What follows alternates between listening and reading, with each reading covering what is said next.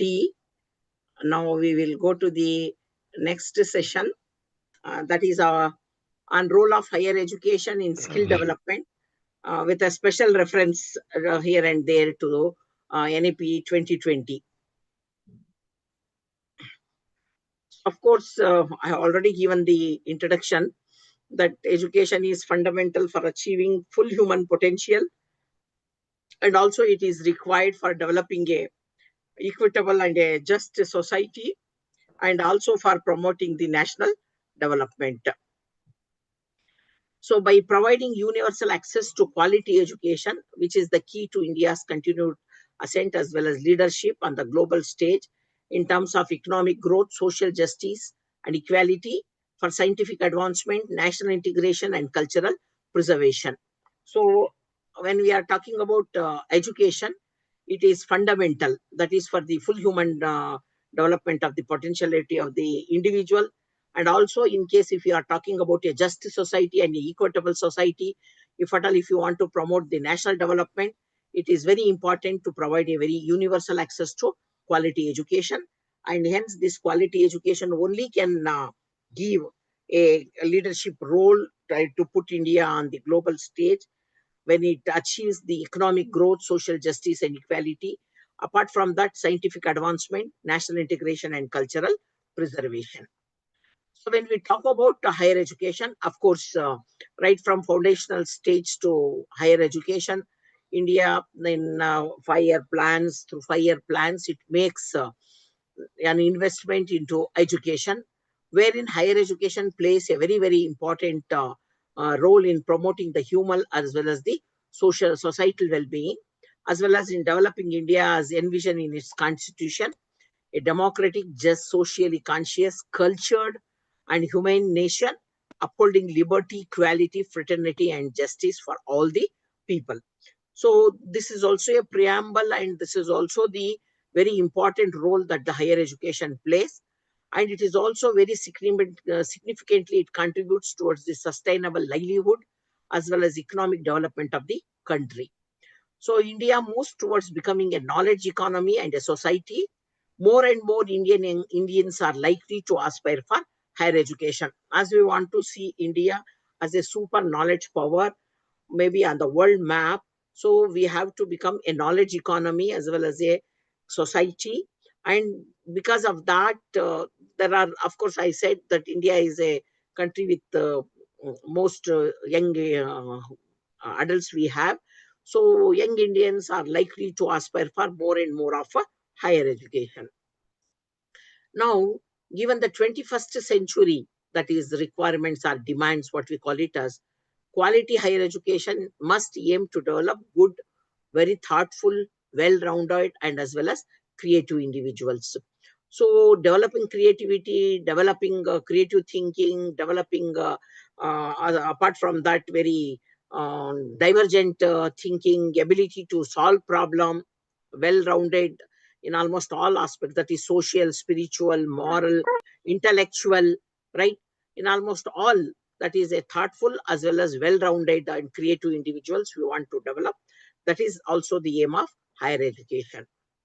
So higher education should enable an individual to study one or more specialized areas of interest at a deep level, and also develop character, ethical and constitutional values, intellectual curiosity, scientific temper, creativity, spirit of service, and 21st century capabilities across a range of disciplines, including science, social science, arts, humanities, languages, as well as professional, technical, and vocational subjects. So usually a specialized subject at a very, very deeper level, whether one or more with the specializations are studied at a higher education. And apart from developing the character and constitutional values, and it should also help in intellectual curiosity, help in developing scientific temper, developing spirit of service, apart from a 21st century skills through whatever the disciplines that they are in, whether they are pure sciences, social sciences, arts or humanities, apart from professional, technical and other vocational subjects. So a quality higher education must enable personal accomplishment and enlightenment, constructive public engagement, and productive contribution to the society. So it also should prepare students for more meaningful and satisfying lives and work roles and enable economic independence. So it is through higher education that we need to have a better work role, also satisfying life, that is through better earning, and also for promoting economic independence of individuals and the national development of a country. So the new education policy 2020 is a good policy as it aims at making the education system a holistic, flexible, multidisciplinary, aligned to the needs of the 21st century and 2030 sustainable development goals. So the 2030 sustainable goals, almost that is in one of the world conference, almost 160 or 80 countries have signed this a document saying that by 2030 they will achieve 100% literacy. India is also a party to this in achieving the 100% literacy, and also in education that it wants to make it holistic, flexible, as well as multidisciplinary, apart from developing the 21st century skills as well as meeting the goals of sustainable development. So the intention of the policy seems to be ideal in many ways, but it is the implementation where lies the key to success. Of course, I said it is a very, very ambitious policy and a very, very good policy. Having not that we didn't have a national education policy, we are having a national education policies right from 1968 to 19 later policies and a modified policy of 1991, and then again the further policies and a 1920 policy. There are so many policies, but this national education policy with a departure with few many new reforms, especially when it comes to skill development as well as the technological interventions, and also the change of structure of education that is seem to be different from the other policies. So now that I said that this policy seems to be very ideal, but how far we will be successful depends on its implementation. So implementation part of the policy is very, very important. So there is a great significance of higher education as it equips the learners or the students with advanced knowledge, critical thinking, analytical skills that enable them to pursue fulfilling careers, and also fosters a culture of continuous learning, promotes adaptability in an ever evolving world. In the present era where countless discoveries are happening, higher education benefits the society through science, technology, innovations, and creation, as well as with a lot of analytical skills and critical thinking. People who have higher education, they can contribute significantly for the development of the nation, whether it is through science or technology, social sciences, or humanities, maybe in literature, maybe in the uh, through various ways. It can promote towards the national development of a country. So higher education is very, very significant. Now, when we talk about the historical evolution of higher education in India, I'm not going much deeper, as we have ancient Indian higher education, medieval education, British education, post-independence education, and there are a lot of other reforms which have happened after post-independence education. I'm just only saying, as with regard to the historical evolution, that higher education is not new to India. Higher education has not happened only during the British rule, as it is many a times believed that English education and higher education is being started during the British rule. It's not so. Higher education in India has a long history which extends back thousands of years, from the ancient colleges of Nalanda to Takshashila to modern institutions. Even India's higher education journey has been intriguing and revolutionary, as we knew that people from China and from other countries used to come to higher education to universities like Nalanda and Takshashila. So the modern institutions of higher education can be traced back to those ancient institutions of higher education. Now, higher education in India, it has several challenges as well as with regard to higher education. There are also a few problems, as we say. More than the problems, we can say that that they are the challenges that we need to overcome, if at all, if we want to see India on the world map as a super knowledge power. One with regard to the access and equity. Not everyone has equal access to higher education, especially when it comes to rural and underprivileged areas. And of course, now in order to improve the access, in order to have the access to the proximity to the rural areas, almost we are having several, and almost around more than 1,000 universities and several thousands of higher education institutions, and a university in public university in every district, apart from the deemed to be universities as well as the private universities, in order to provide access and equity and quality of education. Many institutions, they struggle with outdated curriculum, insufficient funding, and a lack of qualified faculty. As we know, there are also off-campus institutions in higher education, and sometimes the curriculums are not revised. Curriculums are so outdated that they do not meet the requirements of the employer or to the market needs. There are also insufficient funding when it comes to the public funding also, and many a times even in case of private institutions. And when it comes to the private institutions, there are a lot of lack of qualified faculty, and there are also a lot of what we call it as guest faculties and maybe a temporary faculties, even with regard to the public institutions also. And when it comes to the infrastructure, many a times we see poor infrastructure in many colleges as well as universities, which hampers the learning experience of the students. When the infrastructure, whether it is institutional, maybe the classrooms, the labs, the laboratories, and maybe the other required facility which is required for institutions, if there is a lack of it, then it hampers the learning experience of the institution or the students.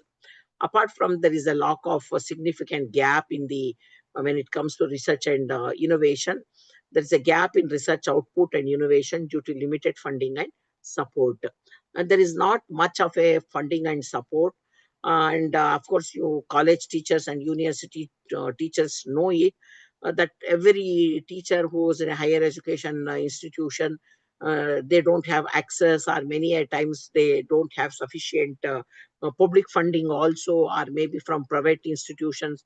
There is almost a nil funding from the managements in order to conduct research or in order to carry out any new innovations. So this is another important challenge for higher education, because higher education can have the innovations, can create knowledge, disseminate knowledge, can have science and scientific and technological advancement in literature or whatever it is possible through research as well as innovations, and that cannot happen without proper support and funding. And apart from that, employment readiness is another important challenge to higher education. Graduates often find themselves unprepared for the job market due to the lack of practical skills and industry exposure. Of course, I said first that there is outdated curriculum, and apart from that, not much attention is paid for developing the practical skills, or there is a lack of industry exposure, or maybe the market job market exposure to the students. And because of that, the students, when they have studied only the theoretical outdated curriculum and they come out of the institutions, they often find themselves not lack of any knowledge or maybe the practical skills in order to take up the job of the job requirement which is needed by the employer. So that is another important challenge for higher education. Now, it is a digital age or a technological, because of the technological advancements with the in the 21st century. It has brought technological advancements that has revolutionized even higher education in India too. With the advent of internet and digital technologies, which has transformed the way education was delivered and accessed through the online learning platforms. There are digital libraries and e-resources which has made education more accessible as well as flexible. And now There are a lot of massive online courses which have emerged as popular mode of learning, especially when it comes to higher education, which is providing opportunities for students to pursue courses from top universities across the globe, not just merely from India, but also from across the globe. The government's Digital India initiative further has accelerated the adoption of technology in education, which is aiming to bridge the digital divide and promote digital literacy. This is with an aim that is through technological innovations, through massive open online courses. We want to make higher education more and more. The learner should be equipped with the knowledge which is required so that the students get more opportunities for pursuing the courses from even abroad. So the new education policy, NEP 2020, we can see a paradigm shift. With the introduction of this policy, it has marked a significant milestone in the evolution of higher education in India. And this policy aims to transform the system of education to meet the demands of 21st century and make India a global knowledge superpower. And now, some of the very, very key features of NEP, especially when it comes to higher education, and through these very important key features, which are distinctly, they are the features of NEP 2020, which we have not seen earlier to the 2020 policy in the previous policies when it comes to the higher education. And these key features, these major reformation that we are trying to see in higher education, so that higher education can become indispensable in developing these skills which are required for the students in order to be marketable and to become well-rounded students. One is that, as we all know, in higher education, the NEP has spoken about multidisciplinary approach, encouraging multidisciplinary and holistic education with the flexible curricula that allows students to choose their subjects and design their educational plans. So it is not that watertight compartment, a science student study science or art student would art study art.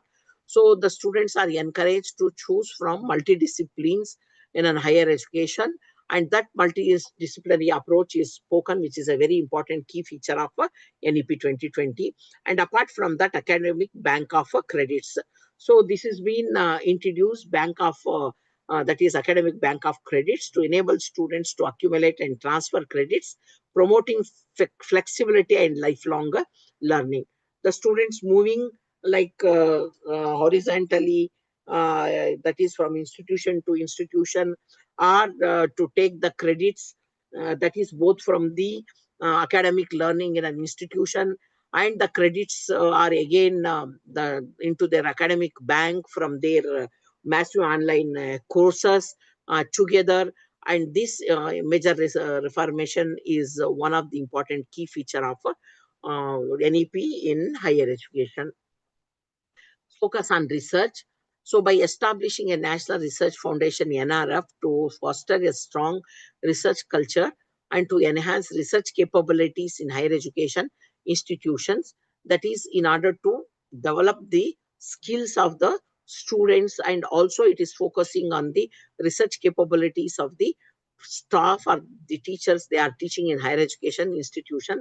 That is another important key feature that we can find in NEP 2020. And apart from that, there is an increased access and inclusivity. So they have spoken about in NEP 2020, expanding access to higher education, especially for underprivileged and marginalized communities through scholarship and financial aid and through infrastructure development. They want the existing institutions to develop the infrastructure in order to encourage the marginalized communities to enter the higher education sector. The NEP 2020 has spoken about the financial aid as well as the scholarship for the meritorious students. And what is the role of higher education in transmitting knowledge and in developing critical thinking as skills?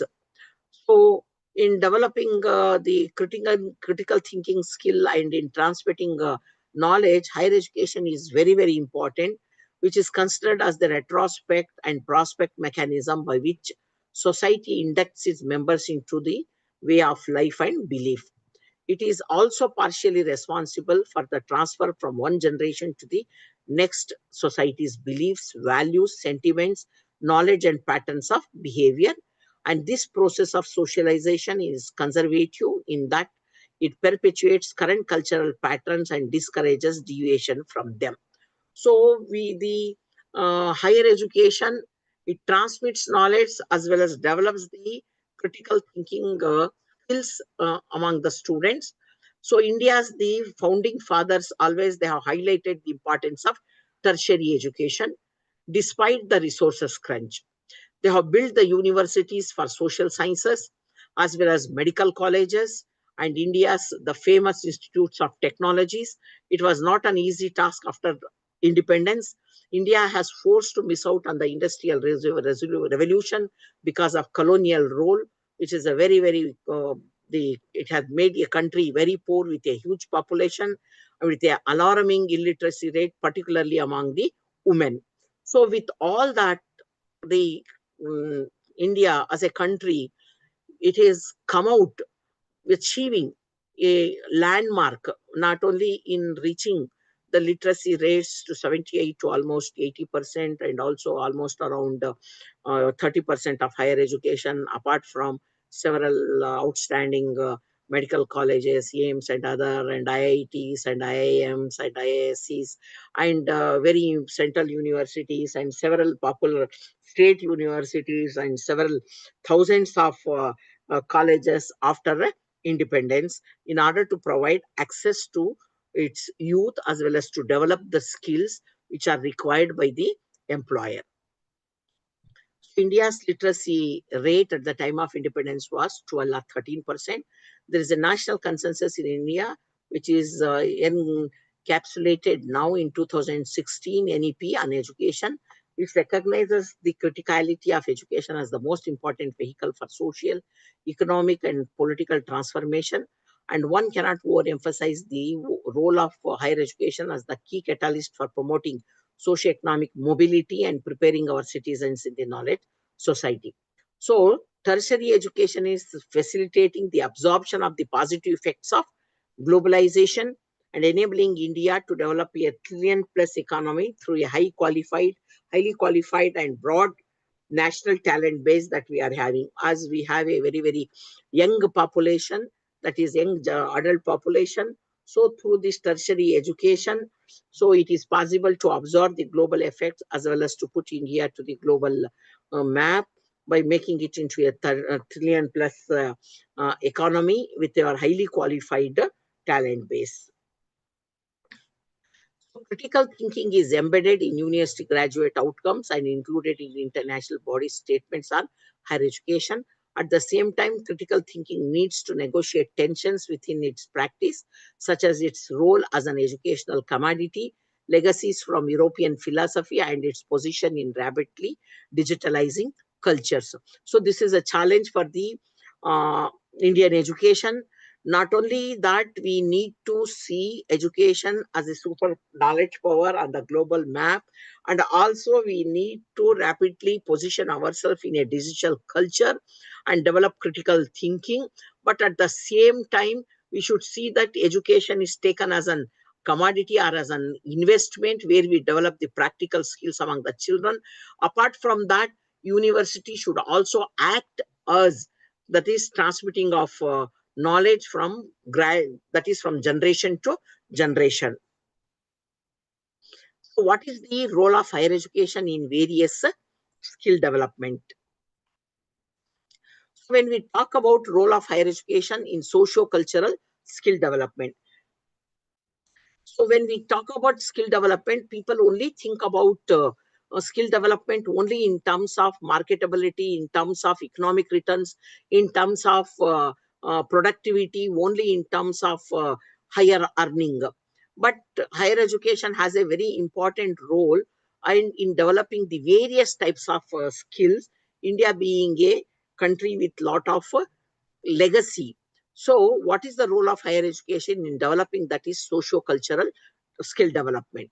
So, an education system is a reproductive organ of every culture, and education includes both formal schooling and informal transmission of knowledge, skills, and attitude.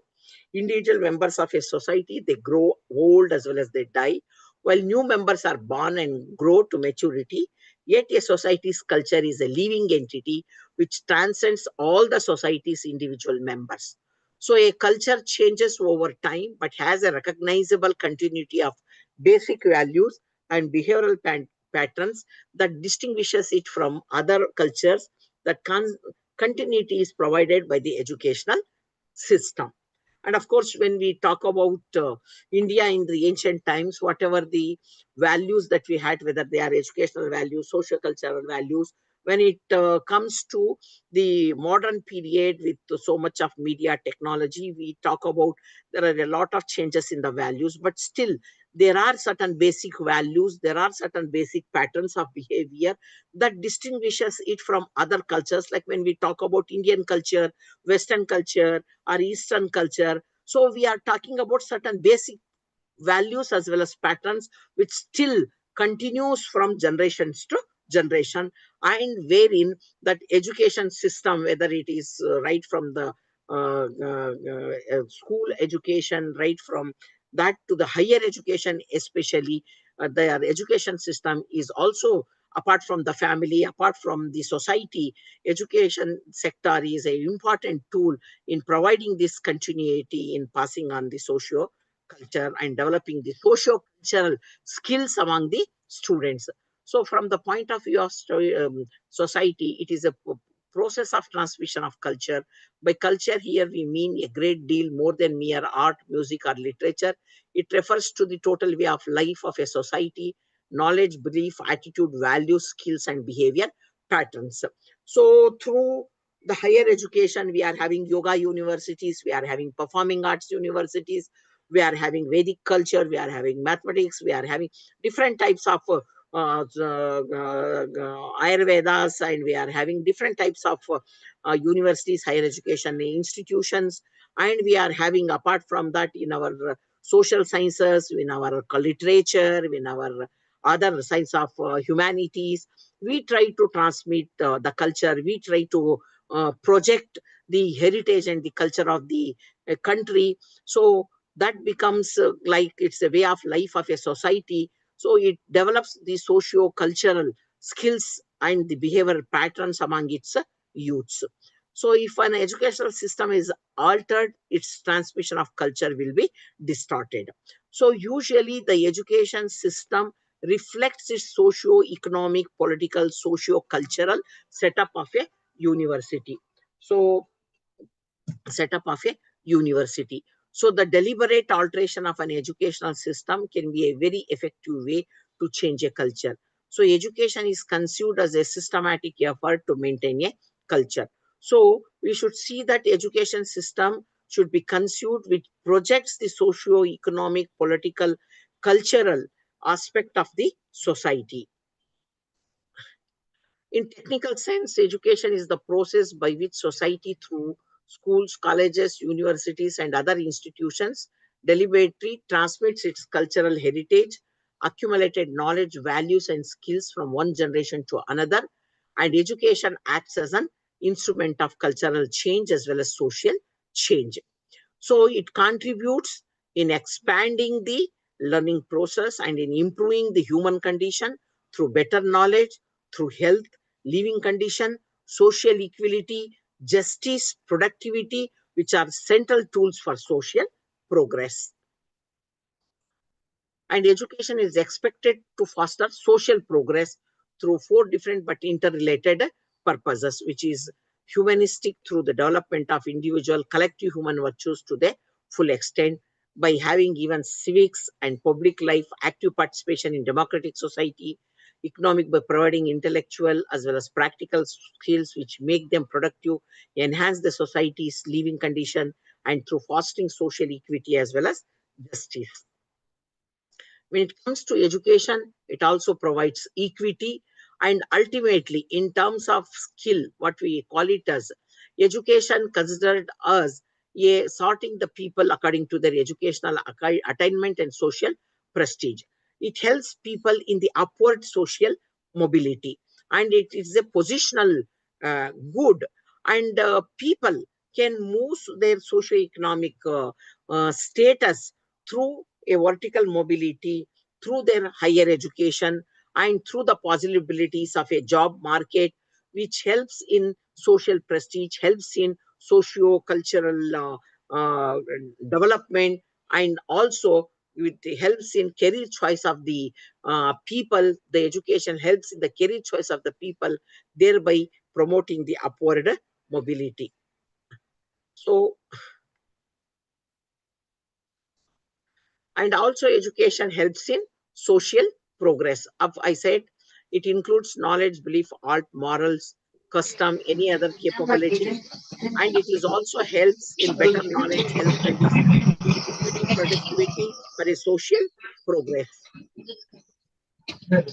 Improvement of human conditions and human responsibilities, and it also develops collective responsibility to save the environment and other species against the overuse of that is planetary resources. So the use of social consciousness, use of science and technology for understanding the improvement of human condition and appreciation of humanities, so which puts them, and that is what is the human responsibility in sustainable development, in saving the planet, saving the environment. So all this helps, that is main issues are dealt in higher education, and people develop these skills into saving and developing these human responsibility and collective responsibility.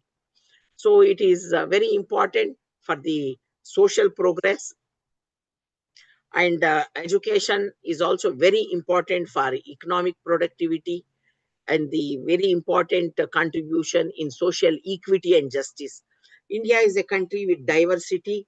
There are a lot of like social inequalities, whether it is based on socioeconomic status, whether based on caste, based on region, based on language, ethnicity, regionality, and there are culture, religions. There are so many types of imbalances more than, and all these imbalances we call it as social imbalances. So higher education can help in furthering of social equity and justice. People belonging to whatever the marginalized groups or imbalances, through higher education, they can move upward, right? It helps in social inclusion, and that helps in discarding these type of divisions and discriminatory effect, discriminatory effect, whatever is that, and which helps in assuring the universal access, equitable access to quality education. And apart from the role of higher education in developing socio-cultural skills, education has got a very important role to play in spiritual and humanistic skill development.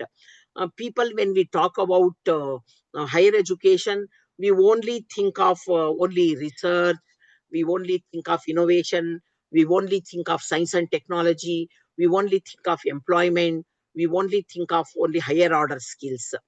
But apart from that, developing the humanistic and spiritual skills is very, very important, which is also an important role which is played by higher education in developing holistically, including the spiritual aspect.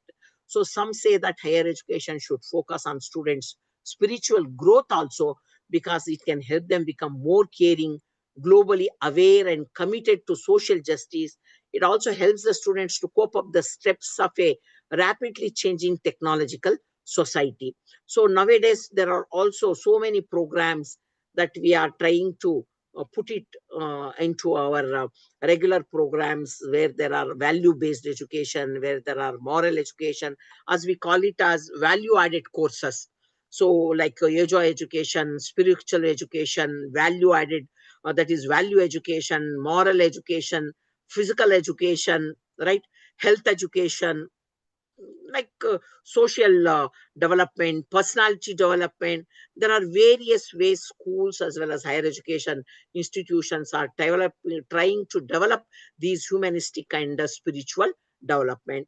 So it can create spaces for connections. Higher education institutions can create spaces for professionals to engage around different worldviews, where they can come together for a common cause in order to solve the problems of humanity and without any discrimination. It can also provide opportunities for creative expressions, where there can also be creativity through experiential, critical, and there can also be a reflective learning. And this can include opportunities for community immersion, cross-cultural exchange programs, and open spaces for conversation and dialogue. Now, technology-enabled interest groups and forums are there, where people are trying to, irrespective of the geographical distances, are trying to form spaces where they are coming together in order to uh, see that there is a common human cause. They can have a dialogue.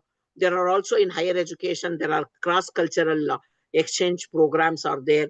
The students from other countries are further, they are given scholarships. They are there across the country in higher education institutions, in colleges, as well as in universities. Especially, we see that cross-cultural exchange programs, they are benefited, where the students have an uh, opportunity to understand the cross-cultural cultures of different countries of the world.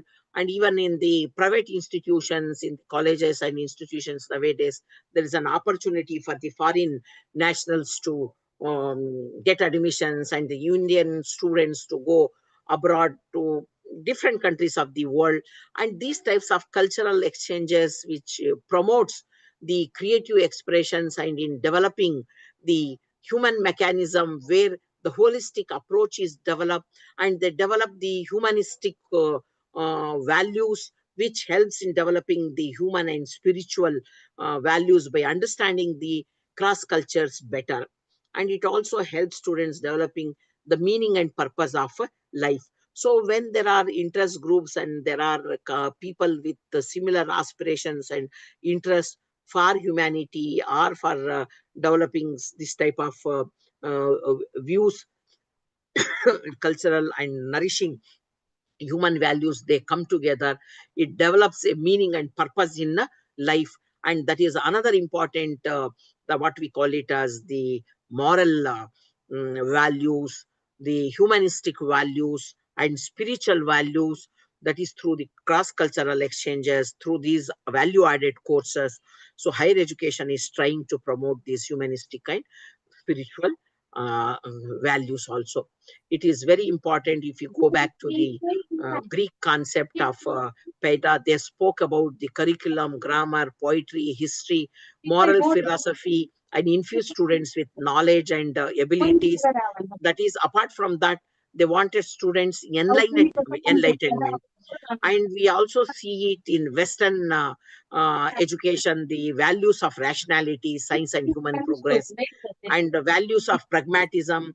And we also, of course, India is a country known for rich culture, known for its heritage, known for the values, known for humanity, known for spiritual values. So that should be a very, very important role that the higher education should have in developing such humanistic and spiritual values.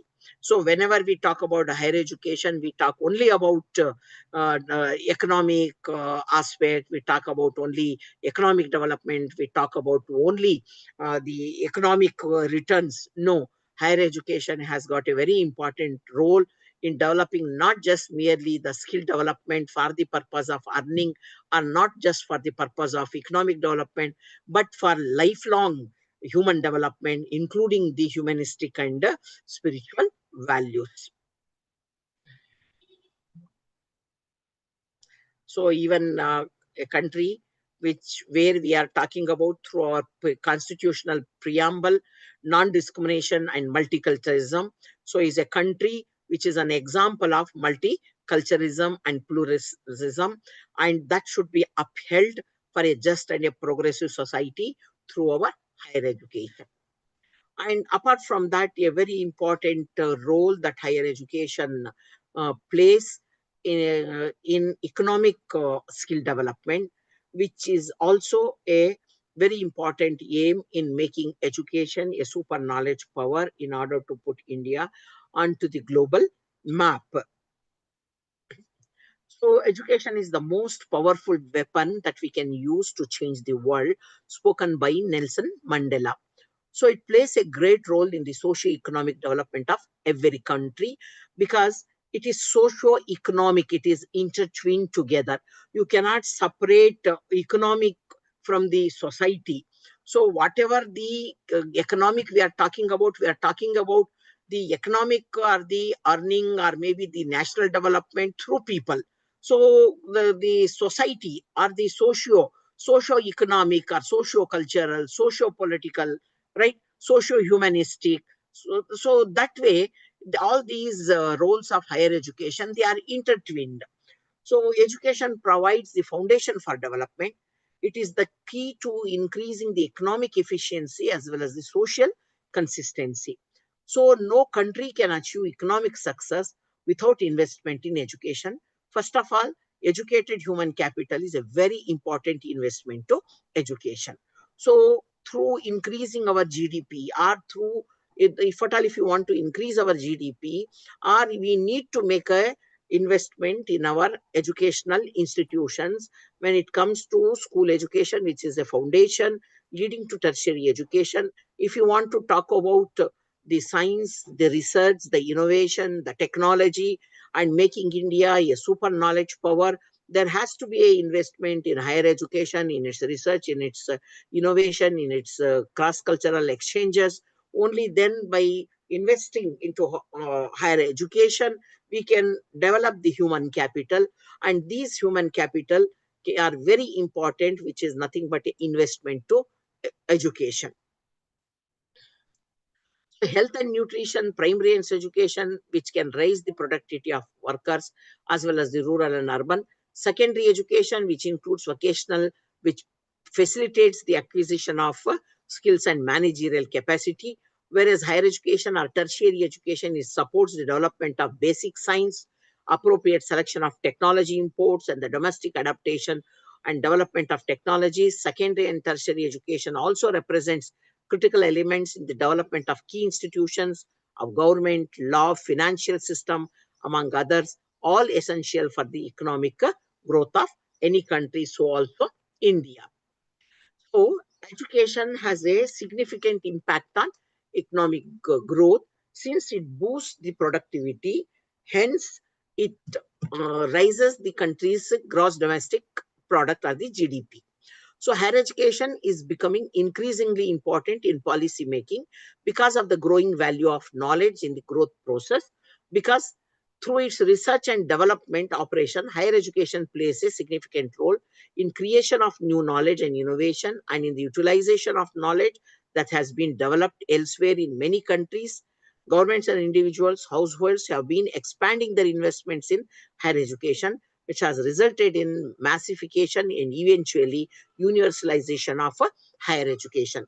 Through research, development, innovation, science and technology, development of new knowledge, which can be disseminated. For example, during COVID-19, maybe the India's like vaccination, which was used all over the world, or maybe the other type of other things, the economy, science and technology, the medical things which are developed in other parts of the world, that has happened through research and development, through research and innovation and science and technology, and that are possible only through higher education, because the research and innovation, this does not happen at a primary or a secondary level, it happens only in a higher education level.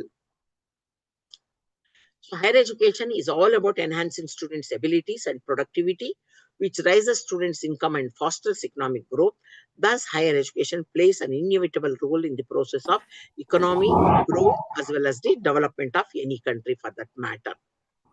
And when it comes to higher education and economic growth, there are two major aspects that we need to see. These two major aspects through which higher education affects economic growth. One is the same as whatever an economist, very, very famous economist, who by name Schulz, is improvement of individual ability. and the internal effect of human capital, which directly affects the production process. Secondly, it is the external effect of human capital as conceived by other economists, famous economists, that is who's Lucas. It is the comprehensive effect of human capital on the whole society. So it has a direct effect, indirect effect. It has an internal effect. It is a as well as an external effect. So internal effect on human capital, which helps in productivity and economic growth and development, and an external effect which helps affect the human capital and the whole society with a better citizens, with a civilized citizens, with an informed citizens and people with better values, better skills, and better knowledge. So which has a characteristics of increasing marginal benefits. Also, it highlights technological innovation is determined by the human capital as well as by the knowledge and technology that the entire community which already possesses. So, even higher education can play a critical role in fostering the economic growth by providing individuals with the skills and knowledge needed to succeed in a dynamic and an increasingly global economy. Higher education helps build a more competent and versatile workforce. Additionally, it is through research and innovation, it can contribute to technological and scientific innovations that drive productivity as well as economic expansion. So the economic impact of higher education extends beyond immediate job creation and income generation. So higher education is just not merely for job creation and income generation. It also encompasses broader societal benefits such as improved health outcomes, enhanced civics participation, increased social cohesion. Investment in education is a key to economic growth for a developed country like India also.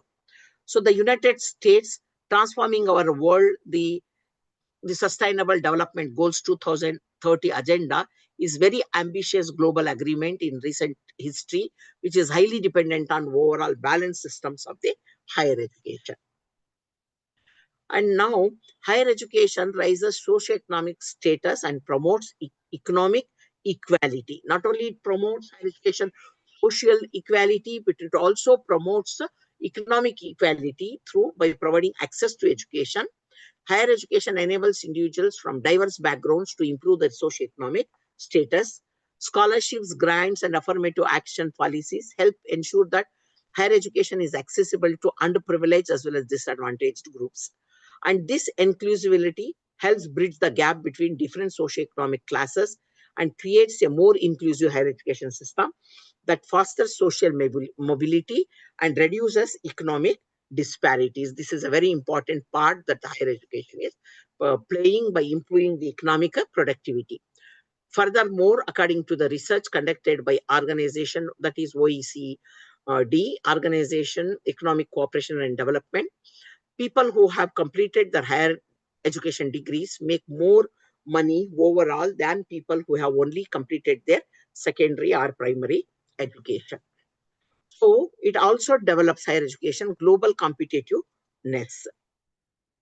In globalized economy, higher education plays a very important, crucial role in fostering the international collaboration, which is very crucial in addressing the complex challenges that transcends national borders, such as climatic change or public health crisis in exchange programs. International research partnerships, global campuses enhance the flow of knowledge and innovations across borders.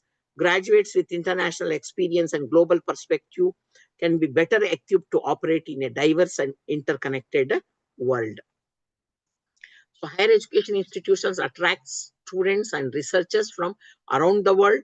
This influx of international talent enriches the academic environment and contributes to host countries' economy through tuition fee, living expenses, consumer expenditure, and cultural exchange.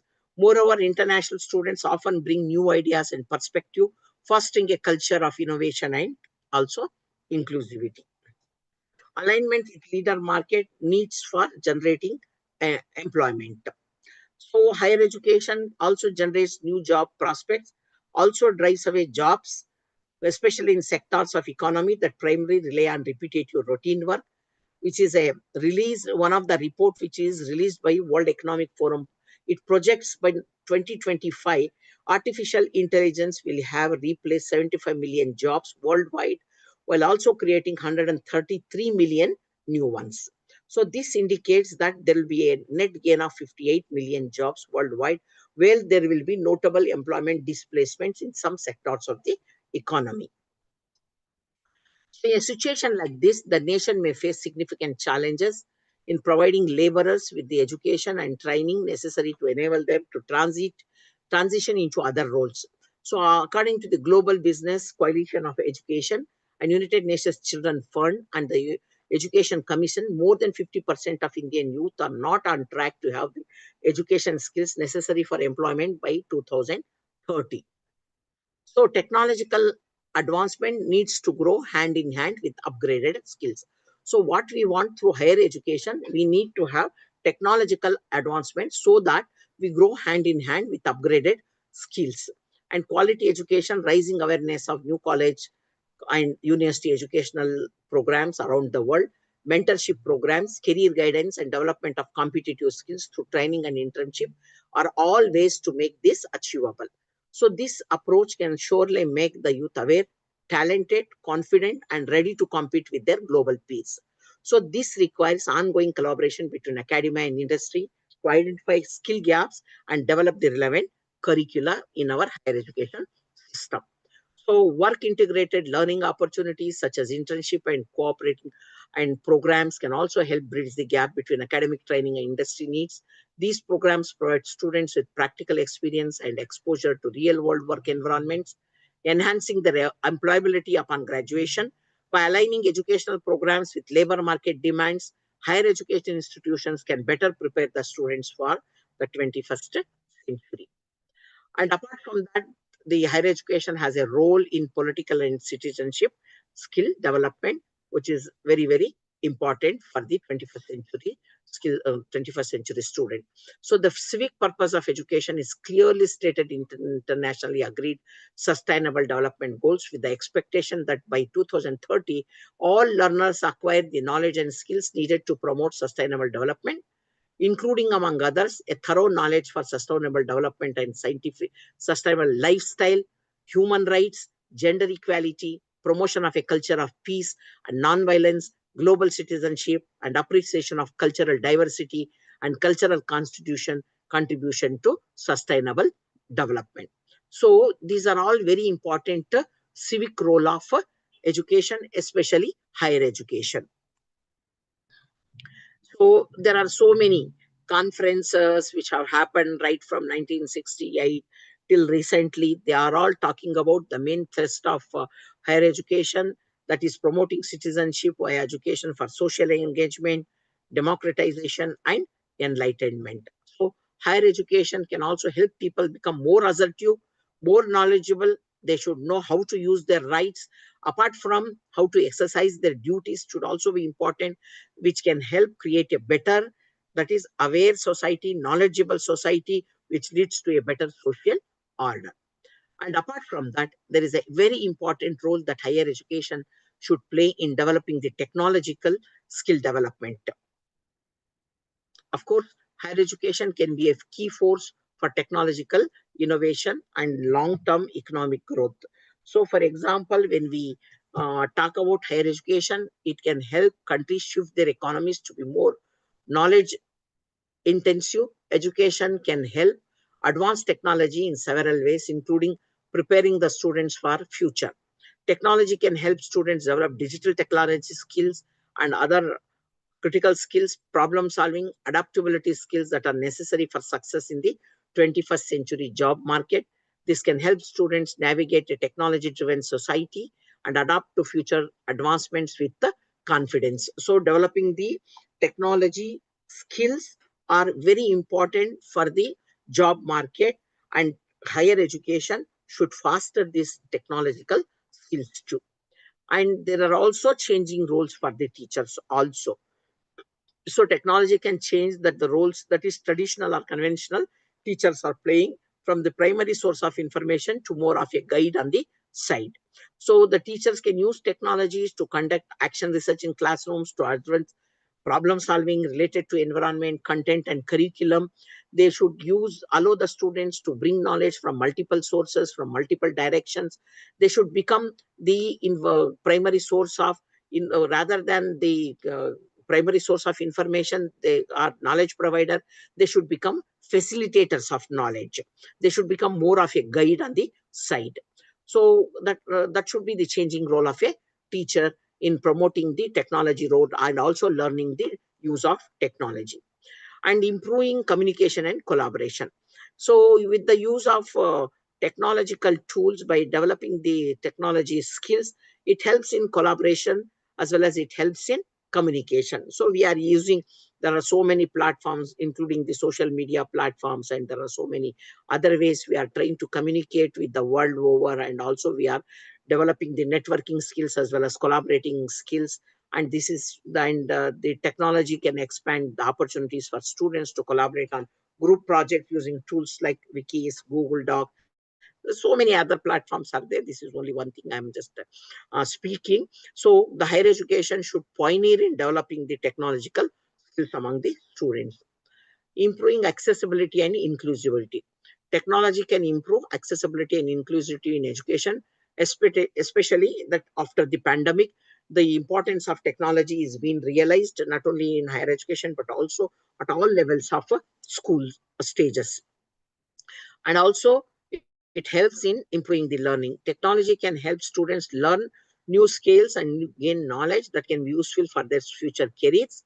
For example, students can use radio models to study without doubts.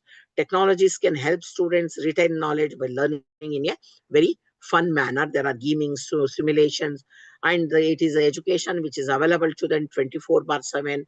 And to clarify their doubts, there are so many YouTube tutors are available. So that way it helps the students also. The technology can help students improving the learning schools, and the higher education institutions should become hubs of such type of training the students in these use of technology skills. And apart from that, there is another important, very important role that we have forgotten. Higher education should also develop the skill of lifelong learning. So it is only through higher education that since 2000 that we have a lot of notions about lifelong learning. So it is only the higher education which provides the distance educations, or it is trying to provide the lifelong education through not only by formal education but also through online programs, by also through distance mode of education, which is very important for people for their professional development. And today we are having this online, this FDP. Maybe this was not possible before pandemic. And before pandemic, the people from across the country had physically to come to the HRDCs, those days, academic staff colleges, and have their time, have they to be, and even the resource person from all over the country may not be physically accessible to people.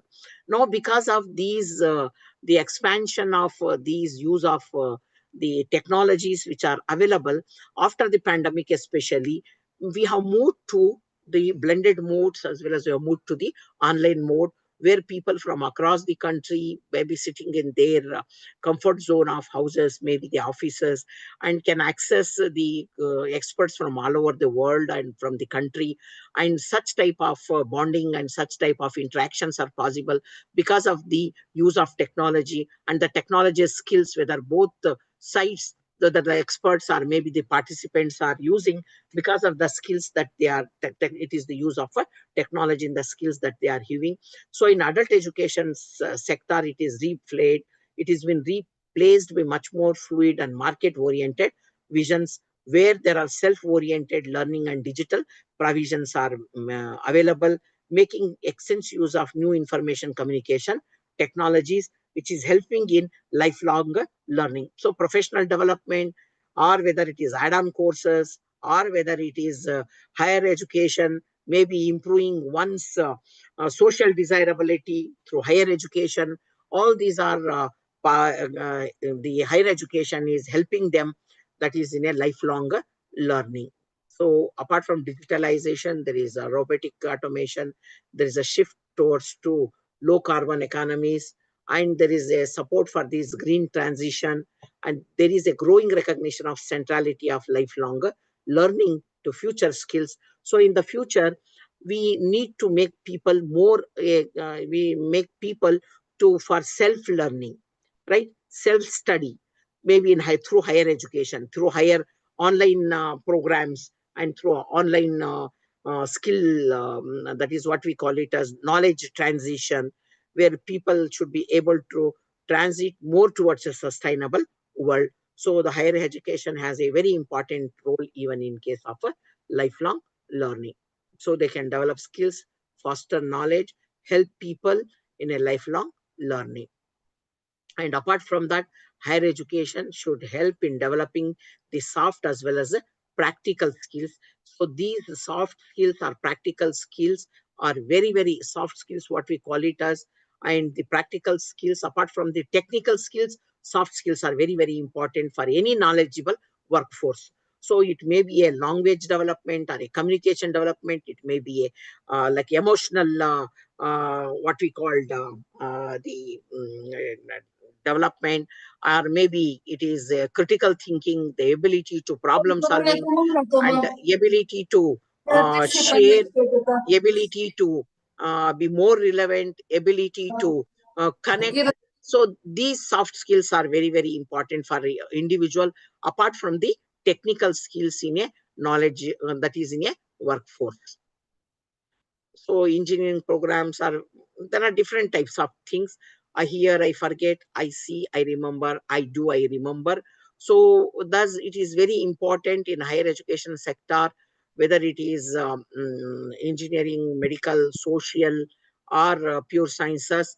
Apart from these higher education, the online or digital programs, there has to be a blended mode of learning, because it is not just I hear, I forget, I see, remember. There should be opportunity for experiential learning, that is I do and I understand.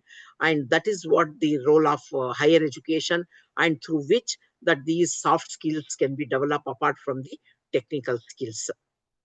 The Skill India Report 2016 has highlighted various skills required for a successful business. According to this report, business leaders must possess both soft as well as hard skills. Hard skills are nothing but technical skills. Soft skills are maybe communication, ability to execute, manage, right?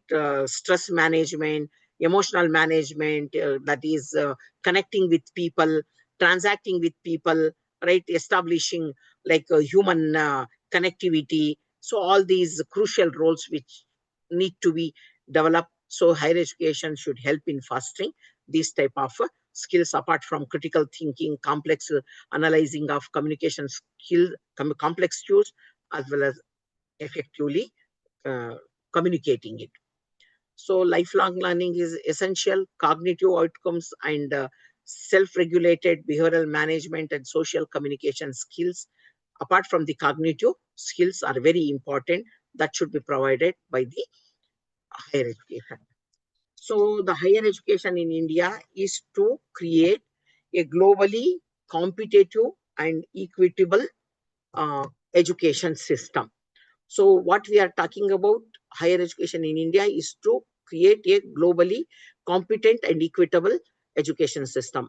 Globally competitive, we are talking in terms of economic productivity. We are talking about hard skills like technical skills, right? We are talking about a knowledgeable human capital, and apart from that, equitable education system.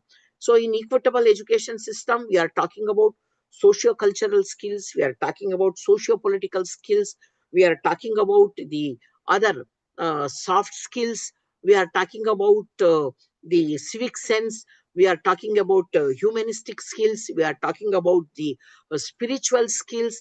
All these skills are very, very important for the individual to succeed in a rapidly changing world, because you may be a person who are fostering critical thinking, creativity, innovations among the students, a person with a very high technical skill, a person who has a very high scientific and technological knowledge, but a person without humanistic values, but a person without spiritual values, but a person without a moral values, a person who does not know to treat the other individual maybe with respect, maybe a person who does not have compassion and does not have empathy, a person cannot be a good citizen, cannot be a good human being.